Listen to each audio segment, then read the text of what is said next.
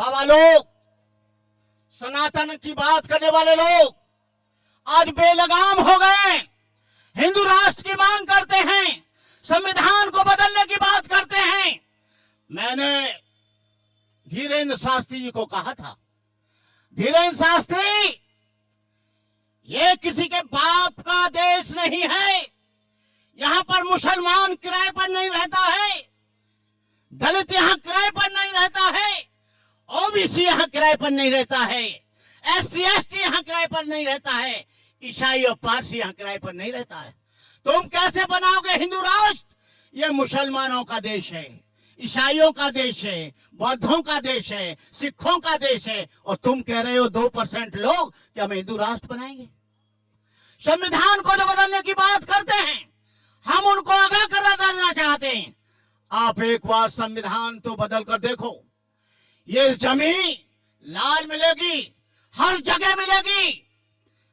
तुम तो क्या, तुम्हारा बाप भी संविधान को नहीं बदल सकता। ये बोधिसत्व डॉक्टर बाबा साहब ने संविधान बनाया है, जिन्होंने धर्मनिरपेक्षता उसमें दी है, सेकुलरिज्म दिया है। सेकुलरिज्म के लिए आपको संविधान को पहले खत्म करना पड़ेगा, और संविधान खत्म करने से पहले तुमको यहाँ पर 20 करोड़ दलितों को और 25 करोड़ मुसलमानों को खत्म करना पड़ेगा। तब यहाँ पर आप बदलाव ला सकते हो, कभी नहीं ला सकते। बाबरी मस्जिद छीन ली गई, तुम्हारी हर जगह पिटाई हो रही है। मूंछें रखने के बाद जितेंद्र मेघवाल को मार दिया गया, इंद्रपाल मेघवाल को घड़ा छूने पे मार दिया गया, हाथरस के जिला कासगंज में दलित की बारात को नहीं छोड़ने दिया। तुम लड़ाई की बात करते हो, तुम पर एक चाकू नहीं, भंते करुणाकर सत्य हिंसा का पालन करता है। भंते करुणा पर 4 आग्नेयास्त्र, 4 ऑटोमेटिक। आरएसएस का सारे कमरे के कमरे AK-47 से भरे पड़े हैं। तुम कैसे लड़ोगे? तुम कैसे लड़ोगे? तुम्हारी जेल हो जाए तो डर जाते हो। भंते करुणाकर फतेहगढ़ की जेल में, सेंट्रल जेल में 1972 में 1.5 साल जेल में रहा, और जिन लोगों ने जुल्म किया था उनको मैंने हाथरस के तालाब पर जाकर दोनों को गोली से भून दिया। क्या आप ऐसा करने के लिए तैयार हैं? बौद्ध धर्म किसी की हत्या करने की इजाजत नहीं देता, लेकिन मैं कहता हूं कि बौद्ध धर्म हत्या करने वाले को जिंदा जाने की भी इजाजत नहीं देता। हम लोग डॉक्टर अम्बेडकर के द्वारा बौद्ध धर्म लिया है। अहिंसा का पालन हम वहीं तक करेंगे। जो हमको कुछ नहीं कहता है, हम उसको कुछ नहीं कहेंगे। घर में बैठे रहिए, टीवी और बीबी के साथ बहते रहिए। जब तुम पर जूतों लात पड़ेगी 2024 में, तो आप फिर कहेंगे ये क्या हो रहा है। इसलिए भैया अभी समझ जाओ, तुम्हारे पास जो कुछ भी है वो बाबा साहब डॉक्टर अम्बेडकर का है। बाबा साहब के डॉक्टर अम्बेडकर के नाम पर सब कुछ कुर्बान कर दो, नहीं तो तुम वहीं पहुंच जाओगे, गंदी नाली के सहारे। गंदे वक्ते जिहाद है शबे रक्स का नहीं, वक्ते जिहाद है शबे रक्स का नहीं, हो खून का कतरा किसी के यश का नहीं, बुलावा सरफरोशों का हुआ आज फिर, है मैदान जानदारों का मरीज इसका नहीं। लेकिन गुल छड़ाने की लहर पर जिनसे उम्मीद थी वो भी पत्थर लग गए सीने पे मर जाने के बाद। मिटा दो जमाने से कुनबा परस्ती, मिटा दो लुटेरों की शोषण की हस्ती, मिटा दो ये जातीयता वाली बस्ती, मिटा दो लुटेरों की शोषण की हस्ती। शील रास सुभाननम भयम बंदा मय बंदम भीम अम्बेद नाम काम। हम सबसे पहले उस व्यक्ति को नमस्कार करते हैं, सत सत नमन करते हैं, जिसने अपनी 4 औलादों को आप लोगों के लिए, आपके समाज के लिए कुर्बान कर दिया। मेरे से पहले बहुत से बतौले बनाने वाले लोग आए, उनमें से मैं भी एक हूं। मैं केवल 5 मिनट बोलूंगा, लंबा चौड़ा बोलने की कोई आवश्यकता नहीं है। क्यों कि मैं अपने 50 वर्ष के भिक्षु जीवन में ढेर सारे संगठनों को देख रहा हूं, कुकरमुत्तों की तरह जैसे बरसात में कुकरमुत्ते उपज आते हैं, वैसे ही हर 2 साल 3 साल बाद ढेर सारे कुकरमुत्तों की तरह संगठन निकल आते हैं। लेकिन कोई सामाजिक परिवर्तन की बात करता है, कोई शोषण को दूर करने की बात करता है, कोई कहता है कि हम आग लगा देंगे, कोई कहता है कि हम कुर्बान हो जाएंगे, कोई कहता है कि हम सब कुछ लुटा देंगे। भाइयों, मेरी तरफ मुखातिब हो अल्लाह ताला के मानने वाले लोग, तुम कुछ भी नहीं कर पाओगे। कितने भी संगठन बना लेना, कितने भी आंदोलन चला लेना, कितना भी गाना गवा लेना, वो क्यों कि 4 जो स्तंभ होते हैं, पहले मेरे से पहले बताया था कि कॉन्स्टिट्यूशन में 4 स्तंभ हैं, लेकिन आपके चारों स्तंभ टूटे हुए हैं, टांग तोड़ी दी गई है। कार्यपालिका उनकी है, न्यायपालिका उनकी है, विधायिका उनकी है, पत्रकारिता उनकी है। तुम्हारा झुंझुना है, कुछ भी नहीं है तुम्हारा।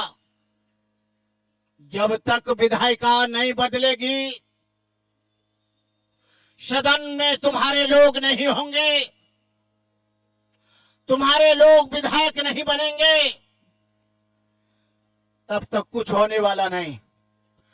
क्योंकि विधायिका भी कार्यपालिका को बनाती है, आईपीएस आईएएस वो लोग बनाते हैं और डिप्यूट करते हैं, न्यायपालिका से न्याय मिलता है। आज विकल्प ढूंढ रहे हैं, और ये जो मंच है ना, ये ऐसा वैसा मंच नहीं मुझे दिख रहा है। ये कुछ बदलाव करना चाहता है, लेकिन बदलाव करने से पहले मैं बता दूं, सामाजिक मंच हमेशा बिकते आए हैं, बेईमान लोग हमेशा बिकते आए हैं। जिग्नेश दलितों की बात करता था गुजरात में, कांग्रेस से समझौता कर लिया। कन्हैया कुमार बहुत बड़ी तकरीर देता था बहुजन महापुरुषों के ऊपर, वो भी बिक गया। रामदास आठवले ने दलित पैंथर बनाई, वो भी चला गया। रामराज उदित राज ने परसंघ का संगठन बनाया, वो भी बीजेपी में चला गया। ये आपको बताएं, ये चंद्रशेखर आजाद ने भीम सेना बनाई, भीम आर्मी। यही बालक राम जी ने उसे जेल से छुड़ाने के लिए बड़े बड़े कार्यक्रम जंत्र मंत्र पर किए। हम लोग जब तक जुड़े हुए थे, जब तक वो सामाजिक संगठन था, और आप लोगों से भी हम जब तक जुड़े रहेंगे, जब तक आपका ये सामाजिक परिवर्तन का संगठन जिंदा रहेगा। लेकिन हर एक आदमी अपना स्वार्थ देखता है। मैं ज्यादा तकरीर न करते हुए, बहुत से लोग कसीदे पढ़ते हैं, मैं जमीन पर काम करता हूं।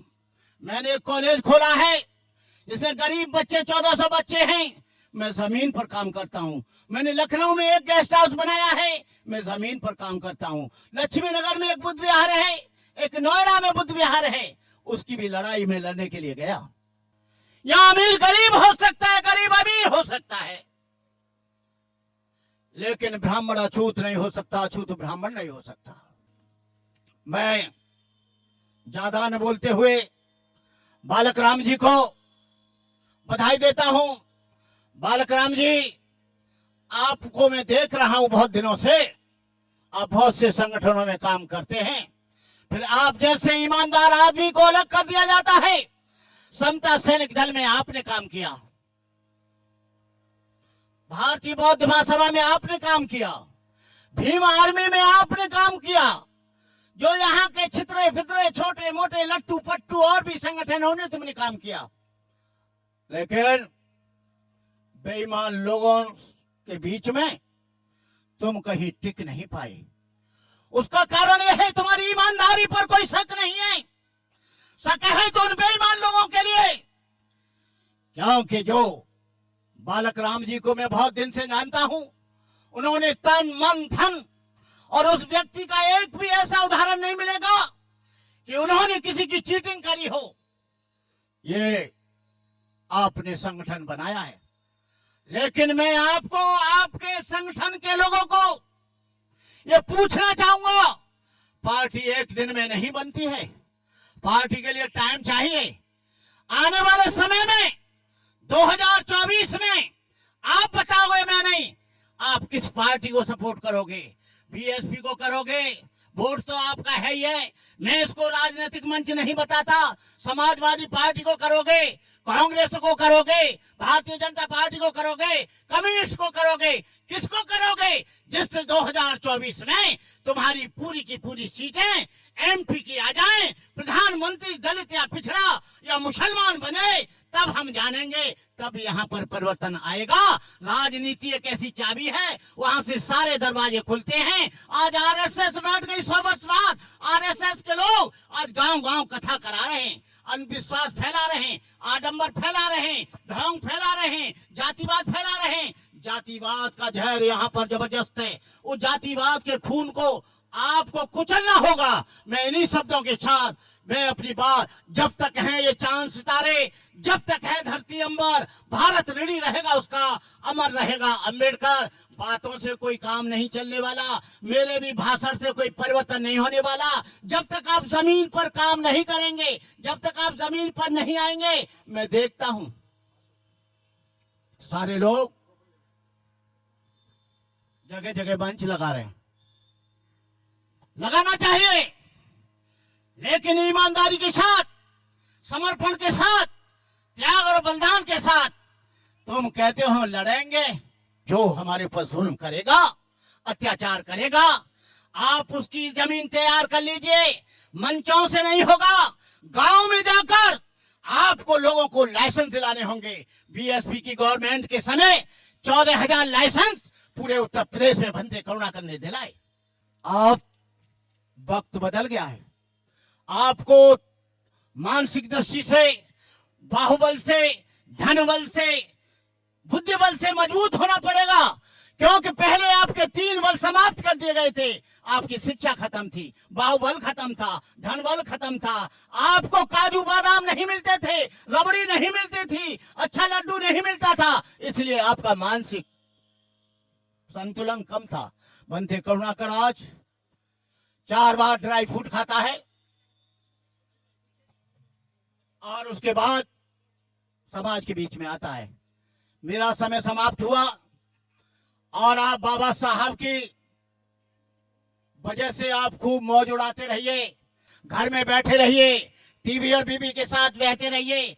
जब तुम पर जूतों लात पड़ेगी 2024 में, तो आप फिर कहेंगे ये क्या हो रहा है। इसलिए भैया अभी समझ जाओ, तुम्हारे पास जो कुछ भी है वो बाबा साहब डॉक्टर अम्बेडकर का है। बाबा साहब के डॉक्टर अम्बेडकर के नाम पर सब कुछ कुर्बान कर दो, नहीं तो तुम वहीं पहुंच जाओगे गंदी नाली के सहारे। गंदे मिटा दो जमाने से कुनबा परस्ती, मिटा दो लुटेरों की शोषण की हस्ती, मिटा दो ये जातीयता वाली बस्ती, मिटा दो लुटेरों की शोषण की हस्ती।